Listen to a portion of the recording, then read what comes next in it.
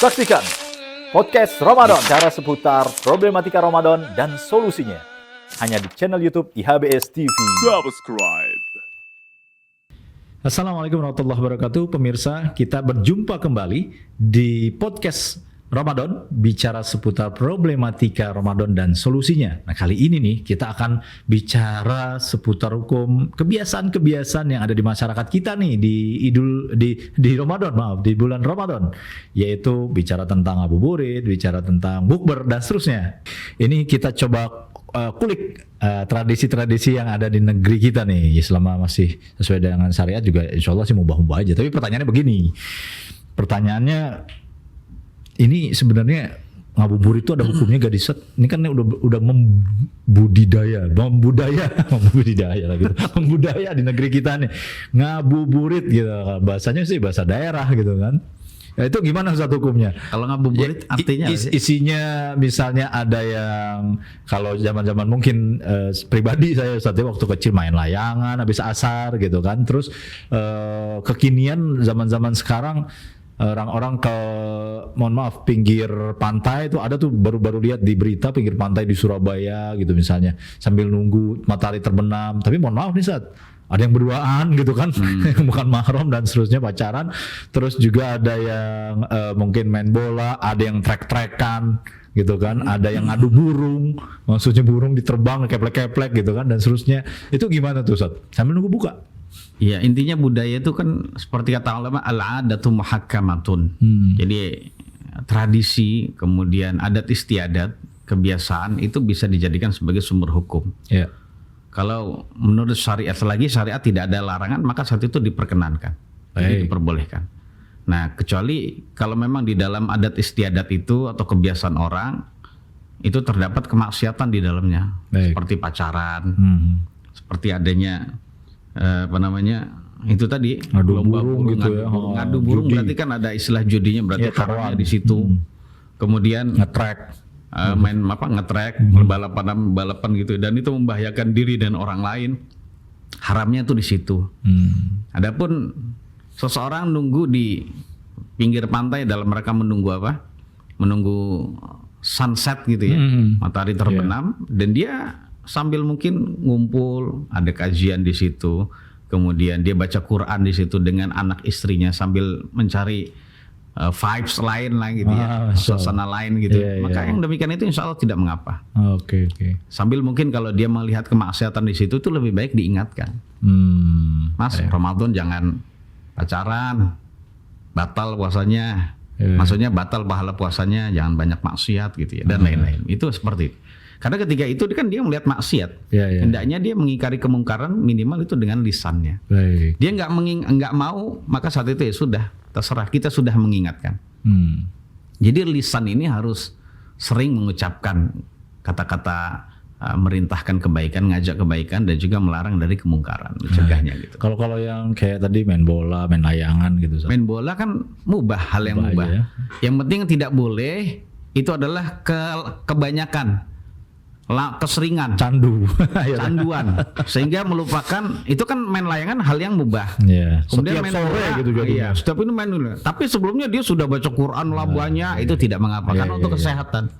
Tapi dia baca Quran yang enggak, tapi main hobi, main layangannya gitu, hobi main futsalnya itu sering, sehingga melupakan sesuatu yang lebih penting daripada itu.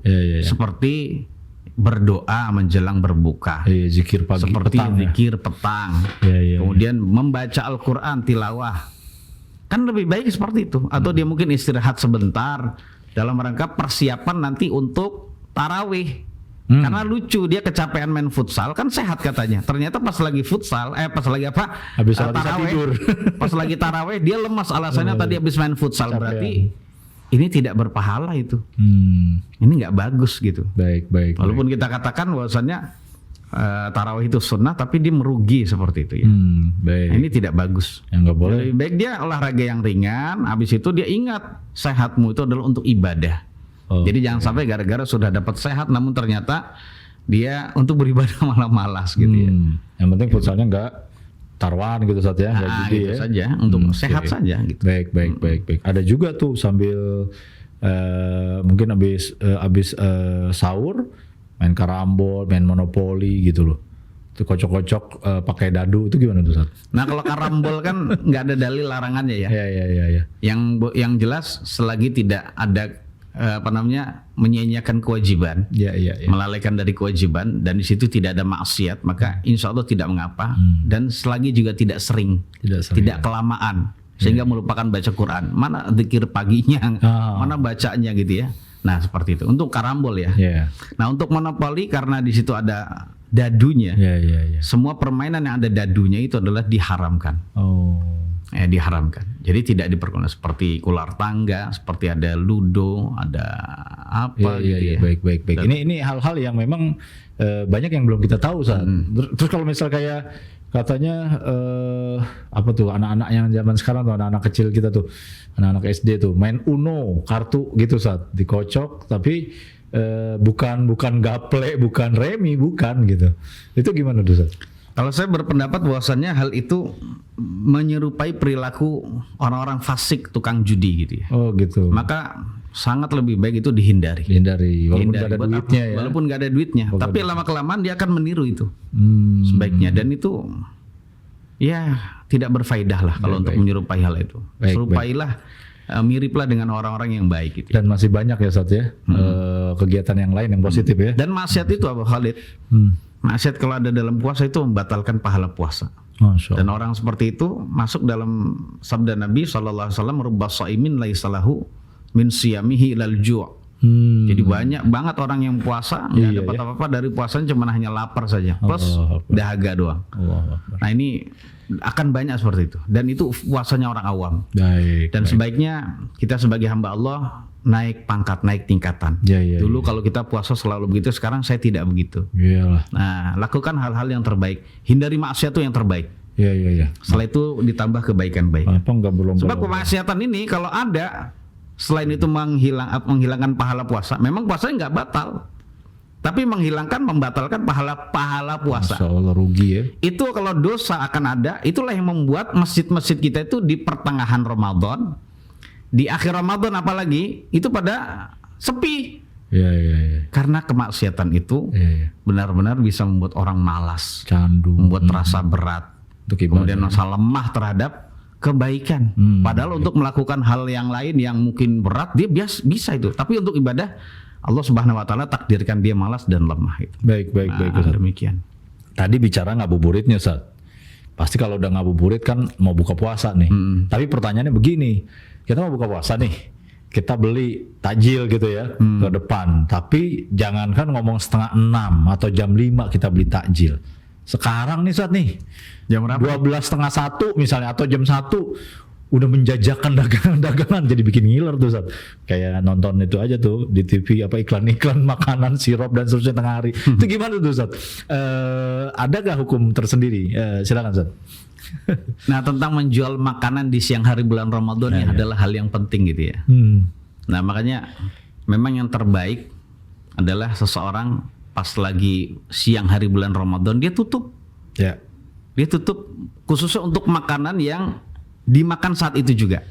Makanya di sini saya ingatkan ya, para pengusaha warteg, warung nasi, apapun itu namanya, Padang. Maka walaupun Anda tutup-tutupan, ya tutup dengan hordeng gitu, tapi ada kaki Allah, di bawah gitu. Iya, Allah Subhanahu wa taala juga tahu Anda telah berbuat maksiat besar. Ya Allah. Ya. Jangan Anda berkata bahwasannya yang dosa dialah, saya kan enggak. Saya kan puasa juga. Iya.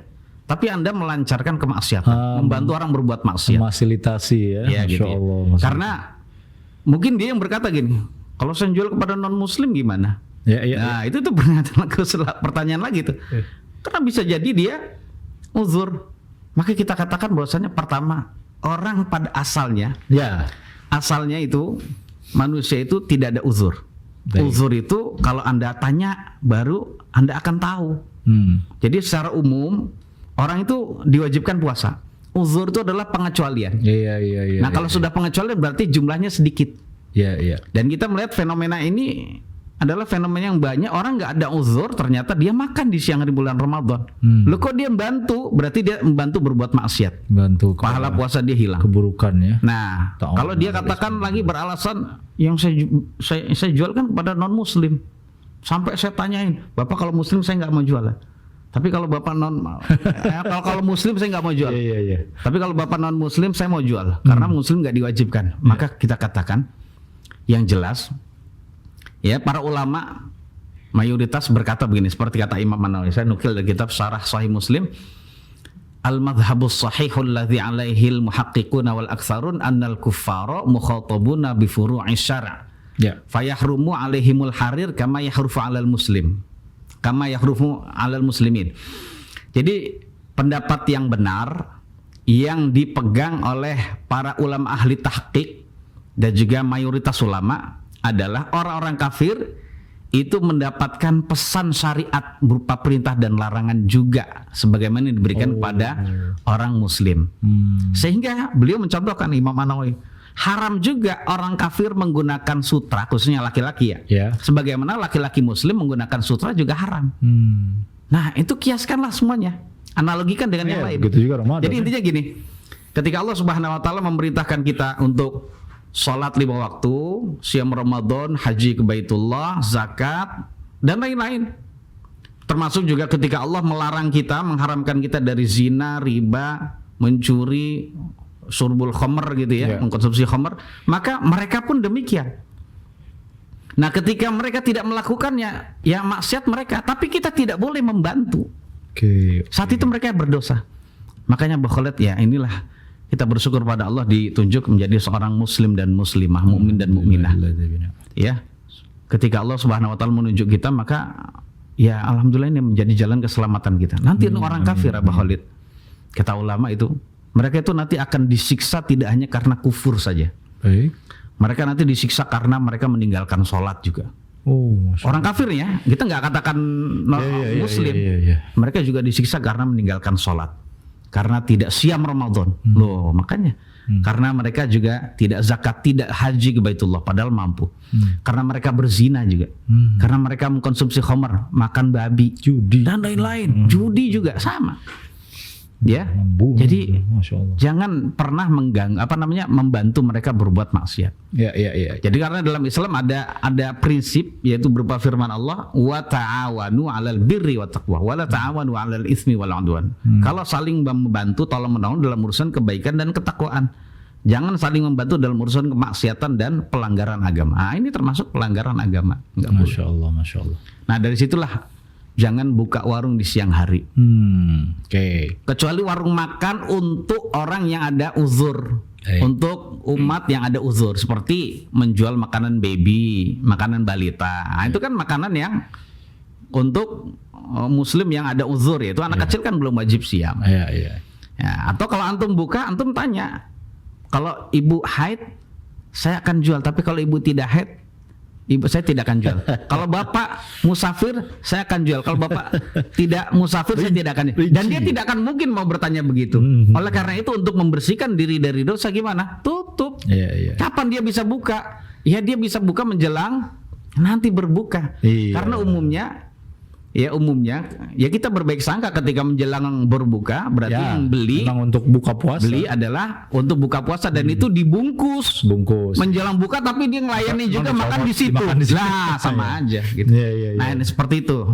Jadi yang penting bungkus. Karena ketika kita bungkus kita berbaik sangka. Insya Allah dia makan nanti ketika maghrib. Tapi kalau di situ ya sama aja. Dibalikin gini, Zat. Walaupun 5 menit sebelum maghrib dia melayani orang yang makan di situ, ya dosa besar juga. Pertanyaannya begini, Ustaz. Oke, kalau memang intinya bungkus ini kan sekarang ini netizen plus 62 ini kan banyak akal-akalannya. Begini. Oke, siang yang penting intinya dibungkus. Gimana kalau siang juga saya tetap buka, Padang, warteg ditutup pakai hordeng, tapi kami hanya melayani yang take away, dibungkus. Itu gimana, Zat? Coba. Nah, kalau begitu take away ya bungkus berarti gitu kan. Ya, mudah-mudahan bisa. Yang jelas kita berbaik sangka, paling enggak mungkin kalau dia bilang, tapi ini buat buka kan, buat buka kan Pak gitu ya. Berbaik sangkanya itu. Berbaik sangka bahwasannya dia akan makan nanti ketika kapan? Berbuka. Ketika berbuka, atau ketika itu dia juga bisa jadi memberikan kepada orang yang ada uzurnya. Yang penting enggak memfasilitasi makan di situ gitu ya. Jangan memberi fasilitas makan di situ, walaupun kepada non muslim sekalipun. Oke. Nah, seperti itu. Nah, kecuali kalau kita tahu ada tetangga kita kita buka usaha makan warung makan gitu ya. Ternyata kita punya tetangga yang kita tahu dia tidak puasa. Walaupun dia take away bungkus, kita tahu jangan jual ke dia. Kan repot kan? Antum bisa ribut sama tetangga gara-gara itu. Lebih baik yang selamat dari dosa adalah insyaallah Allah Subhanahu wa taala akan ganti. Kan nanti bisa diganti. Jamin rezeki ya. Jamin rezeki. Ganti aja waktu kerjanya. Ya menjelang habis asar sampai dengan mungkin 12 malam, saya enggak dilarang sama Allah itu. Karena kita kan wa kul wasrabu hatta yatabayyana lakumul khaytul abyadu sampai menjelang sahur gitu ya. Iya, silakan enggak apa-apa. Buat orang sahur. Nanti habis itu tidur, nanti menjelang enggak apa-apa. Kita yang harus pintar. Baik. Ya. Jadi seperti itu. Ini makanya ini termasuk fikih wajib yang harus diketahui oleh para penjual makanan di siang hari bulan Ramadan. Baik, Masya Allah. Yang boleh sih aman sih makanan-makanan nggak jadi. Makanan nggak jadi seperti apa ya? Ya pokoknya makanan nggak jadi gitu. Toko kelontongan tetap silakan buka.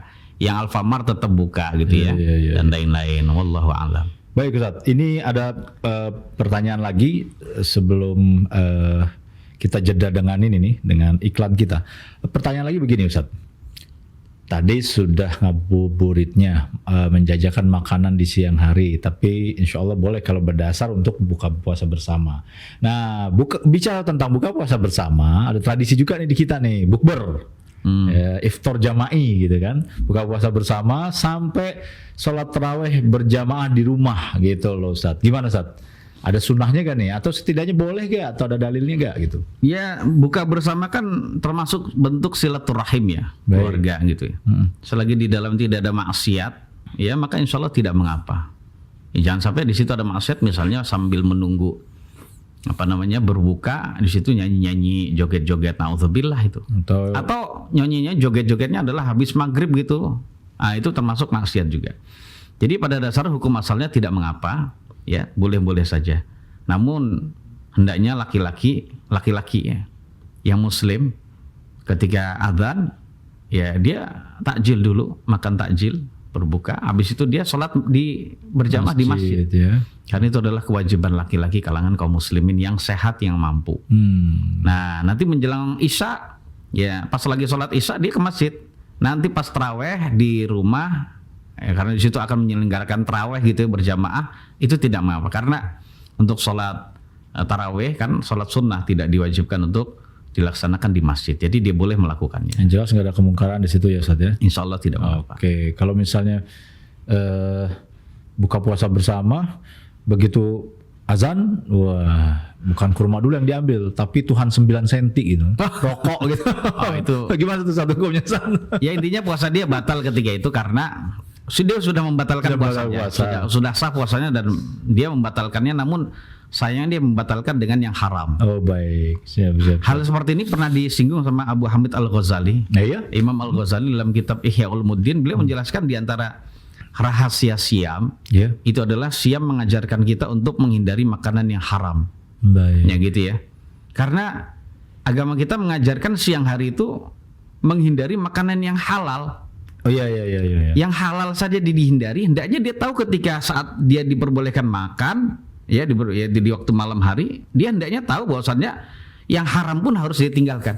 Yang halal saja dia mampu meninggalkan, maka yang haram hendaknya dia lebih mampu lagi. Iya. Namun sayangnya ada kata Abu Hamid Al-Ghazali rahimahullahu taala, beliau mengatakan bahwasannya ini sayangnya orang ketika siang hari dia meninggalkan hal yang halal, makanan yang halal.